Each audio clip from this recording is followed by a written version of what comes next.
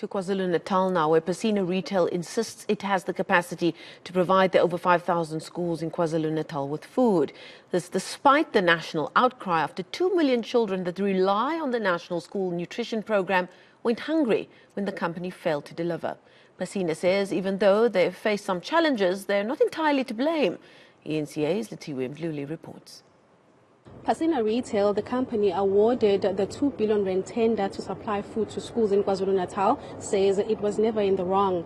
Since schools reopened for the second term, over 5,400 schools have not had food deliveries, leaving over 2 million learners who depend on the school nutrition program for a daily meal hungry.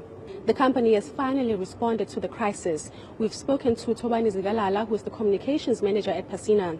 In the beginning, the problem we had was that some of our trucks and some of our collection points were being stopped and some of the food was not being able to reach where it's supposed to reach. But of course, as we indicated also, that we try to then come to do some troubleshooting and come up with solutions to make sure that food is continuously delivered. So it is almost false to say that there was no food and food was not being delivered. Of course, there were challenges. Of course, those challenges were reported and those challenges we're continuously try to deal with them. You know, you talk about having stock, which means you guys, as you're saying, as a company, you had the stock. It's just that your trucks were stopped somewhere. When we spoke to some of the service providers, they were telling us that in some of the warehouses that they went to pick up food, there was no food, or in some instances, the food had expired. So what do you have to say about that? So of course we would like to refute that the idea that we provided food of a ill standard is problematic at best and is almost an insult at best to say we as a company of this magnitude, as you can see behind you, there's stock everywhere. So this idea that we will intentionally provide stock that is not of good quality is problematic. But of course we must also indicate that we did face challenges, and these challenges are challenges that we try to deal with. We apologize for these children that have not been able to were not able to get food. But again, we are saying, post that challenge and us knowing of the glitches that were happening in the teething problems that we have faced, we have made sure that food is there. Why are you apologizing if the company didn't do anything wrong? But of course, if the challenges that were there, we acknowledge them, we must also be able to apologize for them. I don't understand that question. I'm saying the issue of saying we apologize for the challenges that we have faced is acknowledging that were challenges, which I've spoken about. The challenges were there. But what I'm refuting is the idea that we have totally failed in this project. That I will always refute. So the company is still going to continue with the work, even though the ANC in KwaZulu-Natal said they have terminated the contract between the company and the Department of Education.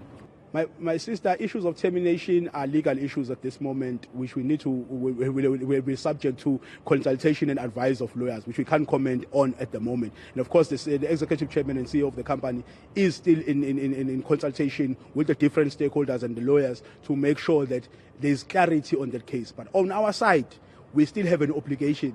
We got a tender, we got a purchase order on the 1st of April. We must deliver that purchase order. There was a statement about a week ago that was floating on social media saying that you're pulling out of the project. Again, that email, which is not a statement, by the way, that was a private email. That email is subject to interpretation. And again, it's legal interpretation because it is subject of a legal conversation. We cannot comment on it at the moment because of that it's now subject to interpretation, and we cannot at this moment comment on it. And in terms of having to respond, I mean, it's been about 2 weeks now. We've been chasing you for a response. Why did Umanzini Zungu not come here and respond himself? The executive chairman, as I've said, is with all the crisis that we are facing, is the person in charge of it. He must also be the one who liaises with all lawyers. A lot of people and opposition parties as well, they've been talking about this contract and saying that it was given to Pacina Retail because of who owns the company, which is Manzini Zungu, and his relationship with the governing party. Do you have anything to say about that as a company? My sister, I'm not going to involve myself in politics. Unfortunately, I'm not a politician. I'm not going to involve myself with politics and the conversations around politics. All I'm going to say is that Manzini Zungu and Pacina Retail are legit business people. Right? How long have you been in the space? Pacina Retail is since 2017. We've got about 10 retail stores that the company operates. And you've never had such a big contract before? But if you are saying such a big contract, how bigger does it get than more than 10 retail stores and five liquor stores that operate that are part of a big global brand, that supplies such a big multitude of people? I don't know, my sister. I don't know how you define big and define small in business. I'm saying to you, we operate 10 retail stores, not tuck shops, not tuck shops, retail shops. Zigalala says they will continue supplying service providers with food as long as the contract remains in place. Lethiwe Mdluli, Durban.